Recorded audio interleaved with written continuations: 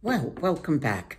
I'm glad you came back for tea with Peggy, because today I'm going to tell you about some more of my heroes, or in this case, heroines.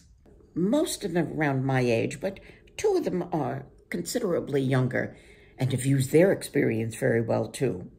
But today's focus is going to be actually on Nancy Pelosi, who went through 16 years of Catholic school like I did. She graduated from Trinity in D.C., and I graduated from Notre Dame College in New York. And she went on to be Speaker of the House. And there she is, wrangling all of those those Democrats who are so diverse in their opinions. Oh, from one end of the stream to the other.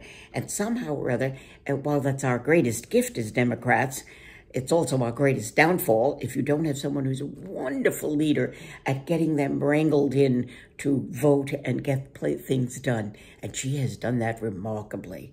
But timing is everything. Do you ever hear that expression? Well, I want to tell you about the timing. The Archbishop of San Francisco refused communion in his diocese to Nancy Pelosi. Now, why did he do this?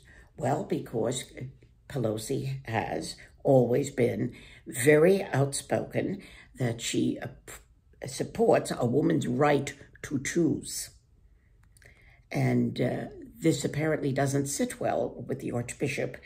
And now, this year, just as we're coming into our midterms, he has decided that she cannot receive communion. As far as we know, Nancy has not had an abortion, and certainly will not at this point in her life. But she has been the mother of 5 children and 9 grandchildren, even as she is Speaker of the House. So it is a bit unusual why the Archbishop would choose this particular time.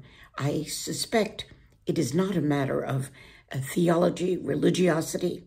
It is more a matter of Republican politics, because she comes from one of the best districts for the Democrats. And so he spoke now before the elections. Shame on him. Oh, I'm sorry, I'm not supposed to give an opinion, am I, on that? But shame on him anyway. Now, I'd like to tell you just a little bit about a couple of other people. There's a woman named Joan Chittister.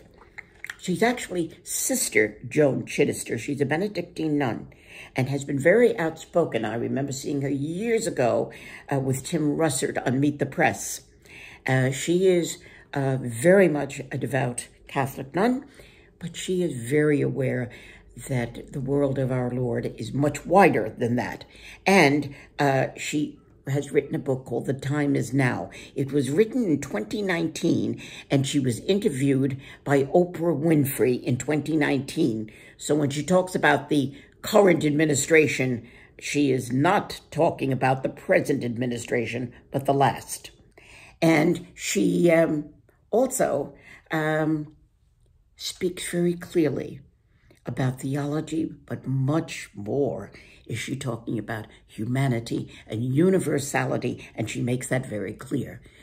She's a hero of mine too, as well as, of course, Oprah Winfrey herself, who has done such remarkable things and made so many changes in the world.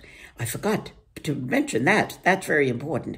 Also, Hillary Clinton, who has behaved so beautifully, no matter how much she was victimized and mistreated and humiliated. She has come out a dignified, educated woman, a good writer as well, co-writing books with several people, including her daughter. These are all worth keeping in mind as you're thinking about things. There's only one other woman I want to mention today, and it's a question. Where is Rachel Maddow? Why is it she's only on once a week? I can't help but think that that is somehow or other politically motivated. She never makes a mistake, and if she does, even by giving the wrong middle name to somebody, she immediately corrects it. She's a PhD. She's on MSNBC, or, well, once a week. Where is she? Well, I think I've said enough for today. Have a wonderful week, and check up on some of those folks. It'll be on a piece of paper below if you need the 3 or 4 names to check out. Take care. God bless.